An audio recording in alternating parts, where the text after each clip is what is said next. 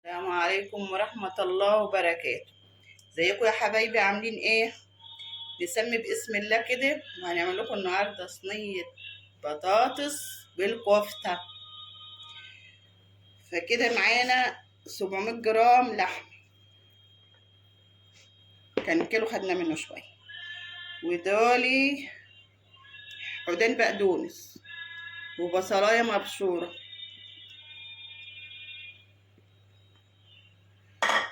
وديت مع معلقة صغيرة بيكنج باودر، نسيت احطها في الكفتة المرة اللي فاتت على فكرة.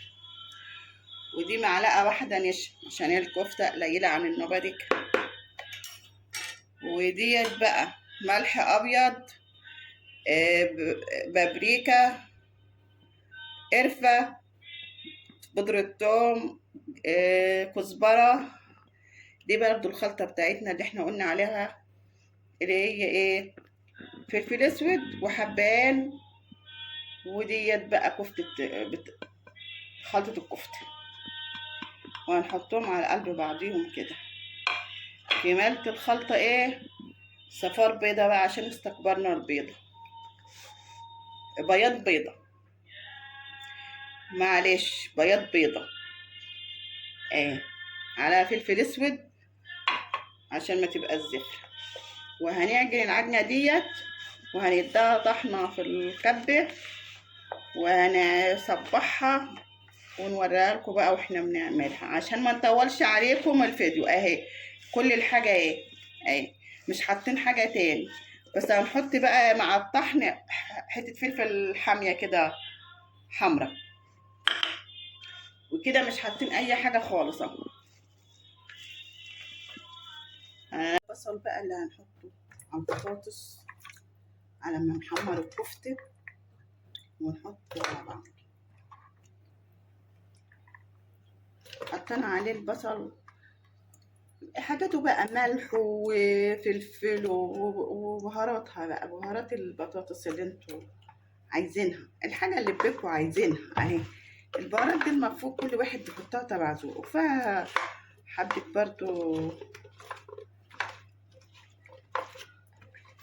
كركم او كاري، والبهارات اللي احنا كل يوم بنحطها. مش عارفة، هنقلبها كده ونسيبها تشرب بقى من التتبيلة دي، فيها ملح وكله بقى. هنسيبها تشرب من التتبيلة الجميلة دي، ونحمر الكفتة ونجيلكوا تاني. شوفوا بقى يا حبايبي، عفرت كفتة كده بحاجة دقيق بسيطة كده، وعندنا الزيت اهو قليل مش كتير.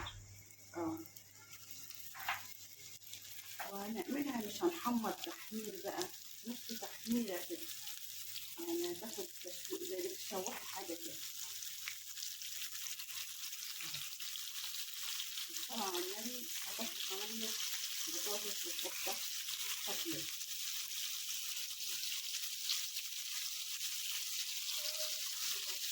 هنا هنا اهو حطينا بس هما 3 حبايات قوط على البطاطس، وهنحط، هي غليت اهي، محطناش حاجة غير البطاطس غير القوط. هنحط الكفتة، شوفوا تحمير الكفتة مش حمرا قوي، على اساس ان احنا عايزينها بقى تشرب مع البطاطس كده منها، والبطاطس تشرب منها، والاتنين يسقوا بعض ويظبطوا بعض. شايفين التحمير ما خلاناش فيها ولا نقطة زيت ولا حاجة، ما حطيناش لا زيت ولا سمنة ولا حاجة تاني، ولا هنحط في البطاطس برضو ده سمنة ولا زيت ولا حاجة، على اساس ان هي تشرب، كله يشرب من بعضه وما تبقاش دسمة.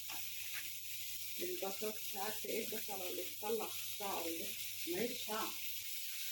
شايفين التحمير ما خلاناش فيها ولا نقطة زيت ولا حاجة، ما حطيناش لا زيت ولا سمنة ولا حاجة تاني، ولا هنحط في البطاطس برضو ده سمنة ولا زيت ولا حاجة، على اساس ان هي تشرب، كله يشرب من بعضه وما تبقاش دسمة. البطاطس عارفة البصلة اللي بتطلع شعر ده ماليش شعر. الكفتة شايفين ولا حطينا عليها اهي الطاسه شوفوا فاضيه خالص ازاي، ولا فيها اي حاجه اهي، ولا نقطه حاجه. وهنمسك بقى ديت هنشغلها كده صينيه، والله يعني ممكن تنفع في العزايم. اللهم صل على النبي، حاجه حلوه حلوه حلوه حلوه. وهي دي نفس طريقه كفته الحاتي بالظبط، بس حطيناها مع بطاطس، بقت وجبه. نعرف نغمس بقى مع رز ابيض كده، شويه رز ابيض مظبطين، شويه رز معمر. الاكله بقى اهي متكامله، ولا عايزين حاجه جنبها تاني. هنغطي عليها بقى ونوطي خالص لحد ما تستوي. هما ياخدوا سوا بعض، لا هتستوي دي تستوي زياده ولا دي زياده. ودي بقى صينيه البطاطس. دي بقى صينيه البطاطس، شايفين الكفته؟ يعني نص الكفته دي تتعمل مع صينيه البطاطس عادي، هتخليها حلوه. وشايفين البطاطس اهي مهريه عامله ازاي، زي البيض حاجه حلوه. والكفته مستويه هي كمان وجميله جدا.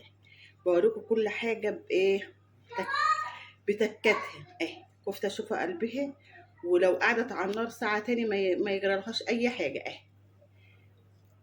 وطعم بقى واخده من طعم حاجات البطاطس دي، اطعم من كفته الحاجه.